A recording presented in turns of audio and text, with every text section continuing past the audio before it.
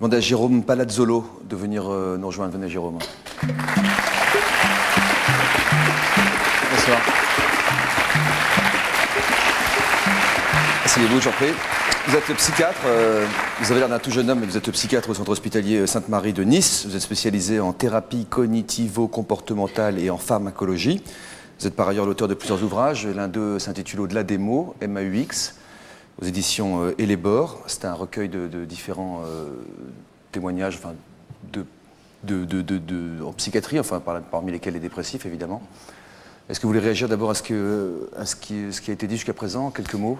Oui, alors déjà, moi je trouve que les personnes qui sont venues témoigner sont très courageuses, parce qu'effectivement, dans une dépression, c'est pas évident de venir en parler comme ça, devant un public, et puis à la télé, effectivement. Il y a beaucoup de choses qui ont été dites. Tout d'abord, moi, il y a une chose sur laquelle je voudrais réagir, c'est que la dépression, c'est pas du cinéma. Hein, la dépression, c'est pas du cinéma.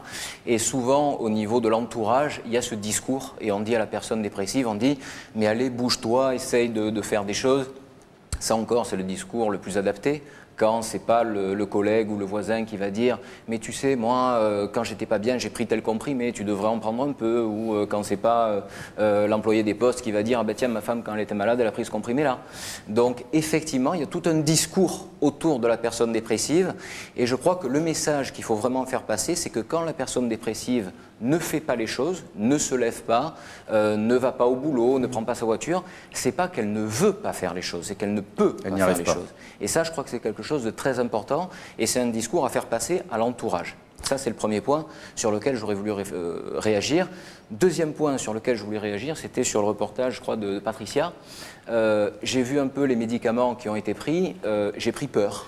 Ah oui, toute la pile. Hein, vu le nombre de médicaments qui ont été pris, tout à l'heure on parlait un peu de l'observance médicamenteuse. L'observance médicamenteuse, c'est quoi? C'est le fait de se conformer aux prescriptions du médecin, c'est-à-dire prendre le traitement, le temps voulu, à la dose voulue, tous les jours. Mais comment voulez-vous avoir une bonne observance à partir du moment où on a, bon j'ai reconnu quelques boîtes quand même, hein, où on a 3 antidépresseurs, 4 anxiolytiques, X hypnotiques, hein, c'est un peu ce qui se passe là, sachant aussi que sur un point de vue pharmacologique, au-delà de 3 molécules, on ne sait plus ce que ça fait dans le cerveau. Si on prend plus de 3 psychotropes, on ne sait plus sur quoi ça agit. Donc, les psychotropes, c'est ce qu'on appelle... Les psychotropes, ce sont tous les médicaments utilisés en psychiatrie, les antidépresseurs, les neuroleptiques, les hypnotiques, les tranquillisants, etc. Si on en mélange 3, on ne maîtrise plus. C'est pas si on en mélange 3, après il y a des règles de prescription, mais par exemple un antidépresseur, normalement, ne doit pas être associé à un autre antidépresseur. Bon, là rien que sur le reportage, j'en ai vu 3 sur la table. Donc, effectivement, quand on voit que c'est une dépression qui dure peut-être depuis 10 ans, voire plus, la première question à se poser, c'est savoir est-ce que le traitement est efficace, est-ce qu'il est bien pris, et finalement, est-ce qu'il n'y a pas des interactions médicamenteuses qui risquent, au lieu de soigner, d'enfoncer la personne vers le bas. Ça peut arriver. Ça peut arriver.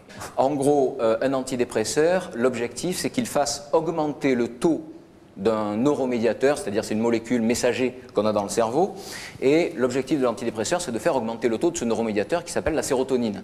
Bon, on sait que les benzodiazépines, quand on les prescrit, font diminuer ce taux de sérotonine. Donc souvent, on voit sur les prescriptions un antidépresseur associé à une benzodiazépine, donc il y en a un qui va faire augmenter la sérotonine et l'autre qui va le faire diminuer. Donc l'effet de l'antidépresseur, finalement, est diminué. Alors c'est vrai qu'après il y a des questions à se poser sur les prescriptions, sur les médicaments qui sont donnés aux... C'est intéressant d'expliquer ça psychiquement, comment ça se passe à l'intérieur, quoi, parce que vraiment, on a parlé beaucoup des symptômes ici, mais pour l'instant pas encore, enfin quelques-unes des causes, mais pas véritablement de la cause. Est-ce qu'il y a une cause... je disais chimique, j'en sais rien, moi, biologiques. Au niveau de la cause, pour comprendre un peu la cause de la dépression, je crois qu'il faut reprendre très vite l'histoire de la psychiatrie. L'histoire de la psychiatrie, au début, en psychiatrie, on a beaucoup culpabilisé les parents. En gros, les parents amenaient leur enfant, disaient ah, voilà, mon fils est dépressif. Alors on disait bah oui, votre fils est dépressif, en gros c'est à cause de vous. Vous avez été une mauvaise mère, donc non seulement l'enfant était dépressif, mais en plus on n'était pas des bons parents. Ça a été pas mal décrié et finalement il y a eu un deuxième courant en psychiatrie qui a été le courant tout biologique. Donc il y a des personnes très savantes qui sont arrivées qui ont dit non, ça c'est n'importe quoi, c'est pas la cause des parents, c'est uniquement à cause des gènes. Hein, on se posait la question tout à l'heure. Donc, il y a des personnes qui se sont mises à chercher le gène de la dépression. Bon, la vérité est où? Je vous rassure, ils sont encore en train de le chercher, le gène de la dépression aujourd'hui. Hein. En fait, la vérité, actuellement, on est un peu entre ces deux positions. On est dans le cadre d'un concept biopsychosocial. C'est-à-dire qu'au niveau bio, c'est le biologique, il y a une fragilité biologique.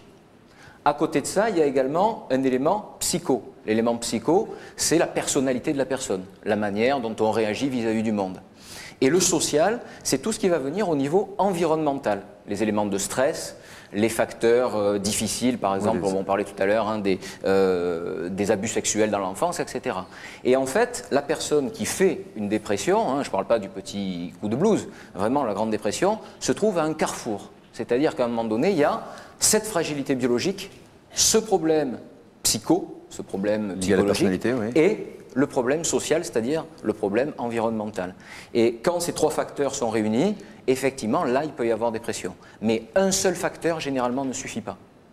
Et là, on rejoint un concept qui a pas mal été développé par Boris Cyrulnik, hein, le concept de résilience, c'est-à-dire quelque part, et heureusement qu'il est venu amener ce concept-là, parce que pendant des années, on a dit, mais voilà, alors dans l'enfance, j'ai eu tel et tel problème, hein, souvent, nous, en psychiatrie, on nous raconte des histoires qui sont dignes de Zola, et alors, ça veut dire quoi? Ça veut dire que la vie est foutue?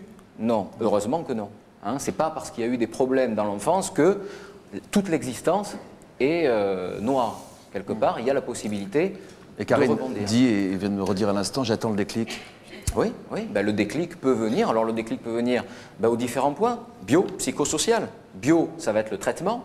Et effectivement, ben, au niveau d'un traitement, il y a nécessité de le prendre pendant un temps voulu. Hein, un traitement antidépresseur, ça c'est important, c'est notre rôle aussi en tant que médecin. Hein. Quand on a un patient en première consultation et où on diagnostique une dépression, déjà on lui dit qu'il est dépressif. Parce qu'au moins, il sait quand on se bat. Ça, c'est très important pour avoir une collaboration avec le patient. Et puis, on lui dit aussi que le traitement qu'on va lui prescrire, c'est un traitement sur le long cours. Et un traitement antidépresseur se prescrit entre 6 et 9 mois minimum.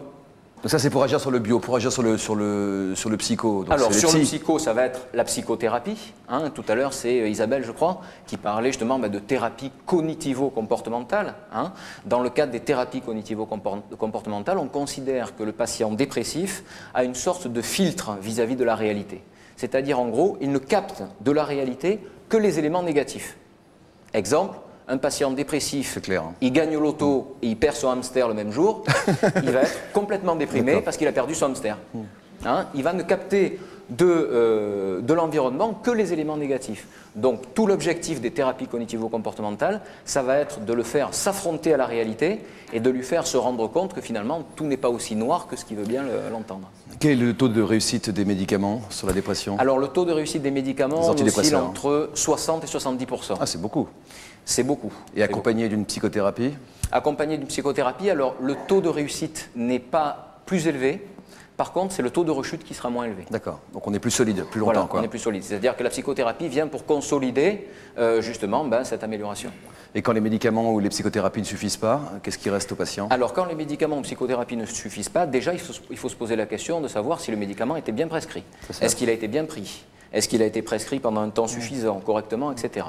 Si ce traitement-là était bien pris et que ça ne marche pas, pendant un temps suffisant, on va changer de médicament. On va passer à une deuxième molécule, éventuellement en changeant de classe thérapeutique. Il y a plusieurs classes thérapeutiques. Tout en restant dans les antidépresseurs. Tout en restant dans les antidépresseurs.